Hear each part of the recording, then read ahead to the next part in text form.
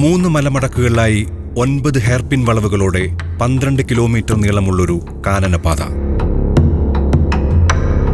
കോഴിക്കോടിനെ വയനാടുമായും കേരളത്തെ മൈസൂരുമായും ബന്ധിപ്പിക്കുന്ന പശ്ചിമഘട്ട മലമ്പാതയാണ് താമരശ്ശേരി ചുരം. കോടമഞ്ഞ് പുതഞ്ഞു കിടക്കുന്ന കുന്നിൻ ചെരുവുകളിലൂടെ വളഞ്ഞു പുളഞ്ഞ് മുകളിലേക്ക് കയറുന്ന റോഡ്. ഹരിത സൗന്ദര്യം വിതറി നിൽക്കുന്ന മലനിരകൾ. മുകളിൽ നിന്ന് നോക്കിയാൽ അകലെ ദൂരെ നീലക്കടൽ. താമരശ്ശേരി ചുരം എന്നറിയപ്പെടുന്ന വയനാടൻ ചുരത്തിലൂടെ ഒരിക്കലെങ്കിലും യാത്ര ചെയ്യുന്നവർ അറിയാതെ ചോദിച്ചു പോകും, ആരായിരിക്കും ഇതുപോലൊരു വഴി കണ്ടുപിടിച്ചതെന്ന്. ആ ചോദ്യത്തിനുത്തരം ഇന്നും തെളിവുകളോ ചരിത്രരേഖകളുടെ പിൻബലമോ ഒന്നുമില്ലാത്തൊരു വായ്മൊഴി കഥയായി വയനാട്ടിലെ ഗോത്രജനതയുടെ പാട്ടുകളിൽ കുടികൊള്ളുന്നുണ്ട്.